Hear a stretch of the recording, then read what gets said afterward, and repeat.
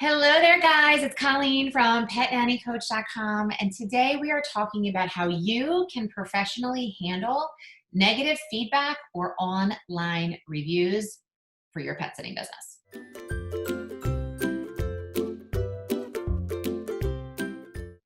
All right, let's start with our brains. Our brains are wired to protect us. Our brains are wired to keep us safe.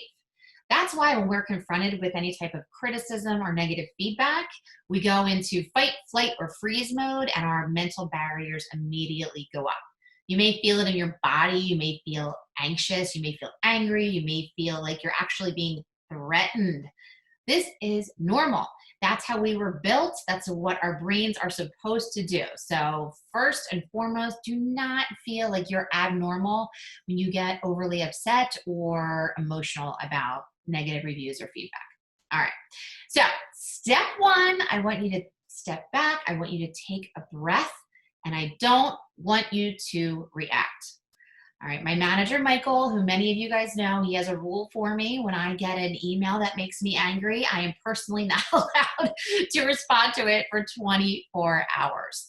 This is really great advice, and I can tell you that when the 24 hours time, lapses, I have a totally different outlook on how I am going to respond. I call it my Irishness. I'm very, I'm emotional. And that was like some of the best advice I have gotten. So thank you, Michael. So that is step one. Take a breath and don't immediately react. Learn from my mistake with this, my friends. All right, step two, I want you to reread the review or email at least 3 times. I know you're not going to want to. You probably don't want to even read it once, but take this time, read through it, make sure you're understanding it, and let it sink in. Step 3, I want you to think of the feedback as a learning tool. Remember, your most unhappy customers are your greatest source of learning. I want you to ask yourself, what did this customer expect? Why did they expect it? Where was the misunderstanding? Why did it occur?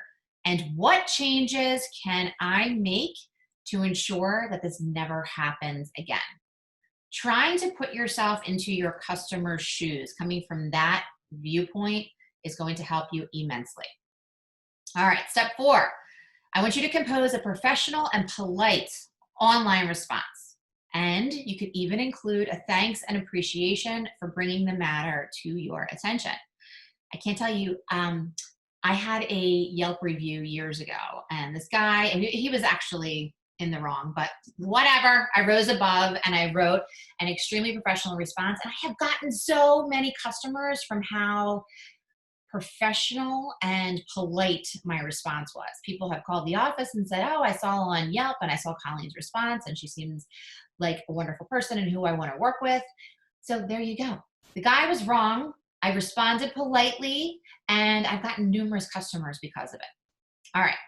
Step 5, I want you to respond offline with a phone call to your customer to ask questions and to discuss the issues. Then once you have resolved the issues, you can even post again online a public comment on how you agreed to the outcome with your customer. That's another option. All right, but reaching out personally with a phone call. Everybody wants to do this nowadays. Everybody wants to do this nowadays. Pick up the phone and call your customer and talk to them person to person, heart to heart.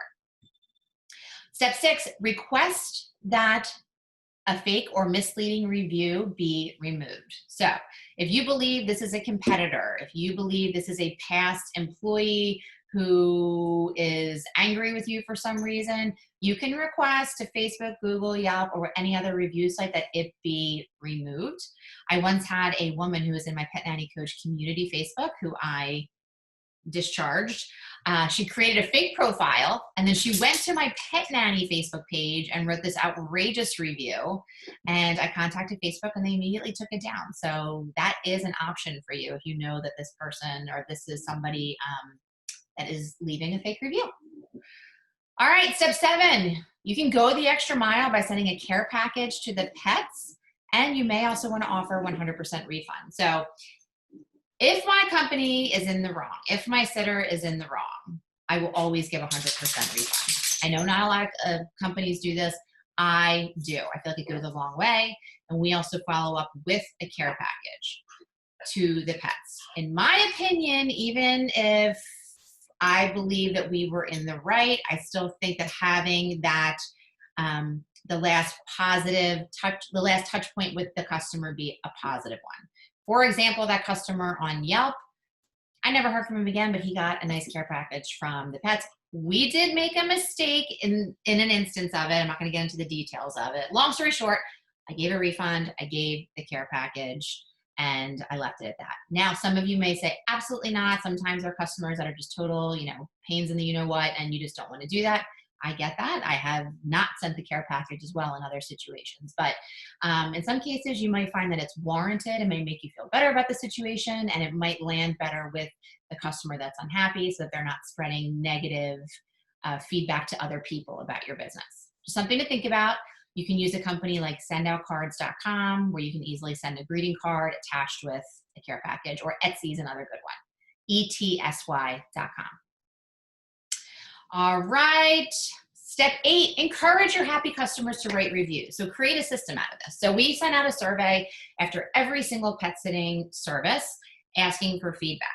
If the feedback's positive, you can then ask politely, hey, would you mind sharing this on Yelp, or would you mind sharing this on Google? I want to spread the word about my company, and I want to attract amazing customers just like you. We also have a system where once a week, my manager sends a personalized email to 2 customers, personally asking them to do that on a regular basis.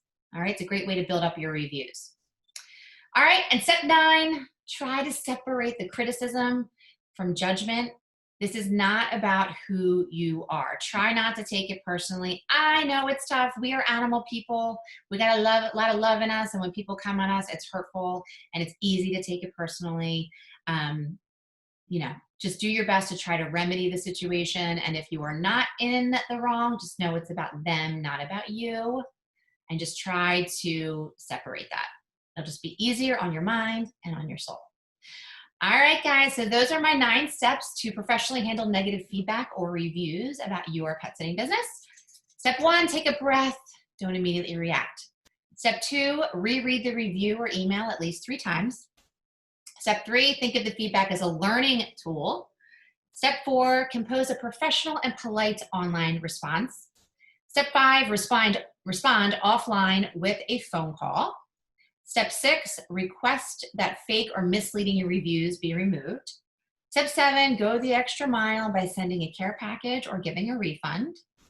Step 8, encourage your happy customers to write reviews. And step 9, separate the criticism from judgment about who you are. All right, thank you so much for being here today. If you want some help with your business, please fill out the application below. I will see if we're a good match to work together. We can hop on a call, talk about your business, and see if I can help you take it to the next level.